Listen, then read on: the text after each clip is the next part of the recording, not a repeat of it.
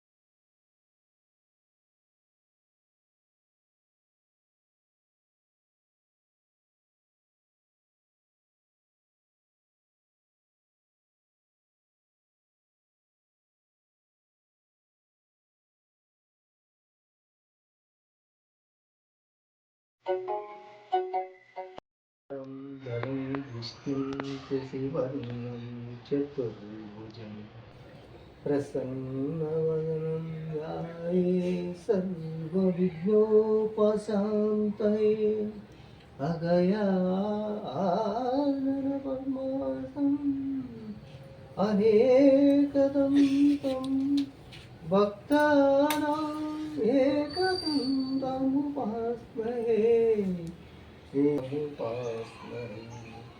ఒక్కరితండ్రి విఘ్నేశ్వర స్వామి జయ, ఒక్కరితండ్రి విఘ్నేశ్వర స్వామి జయ, ఒక్కరితండ్రి విఘ్నేశ్వర స్వామి జయ, కాణిపాక వరసిద్ధి వినాయక స్వామి.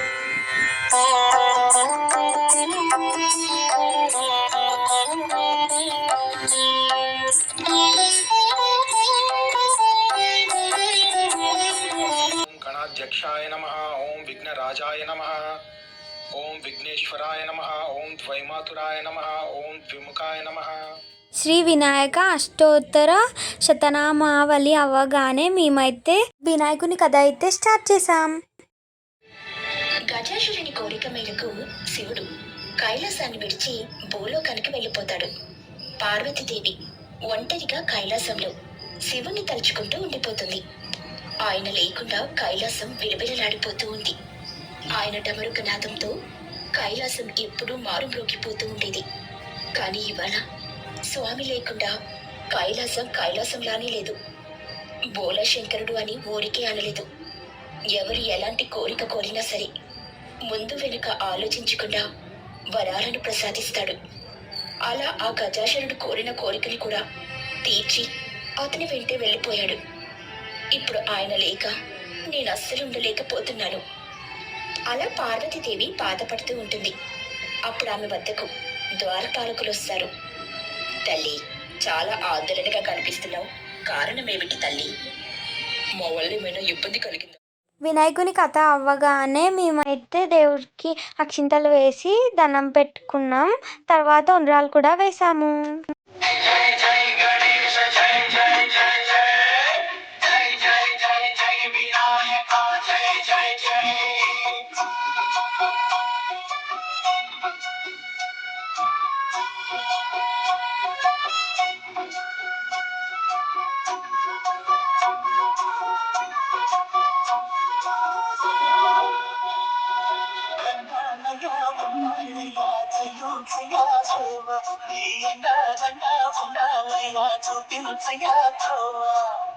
ఇంటి బట్టలాలదించి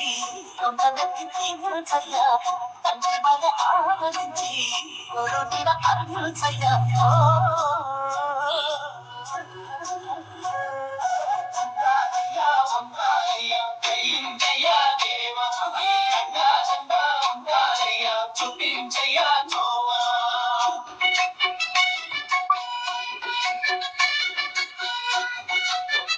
వినాయకునికి ఉండ్రాలు వేయగానే మేమైతే మా ఇంటి పైకి వెళ్ళి ఉండ్రాళ్ళు అయితే 4 మూలలా వేసాము, ఎందుకంటే మూషికం వచ్చి తింటుందని.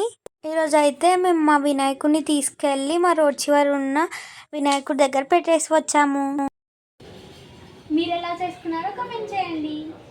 Do like, share and subscribe to our channel.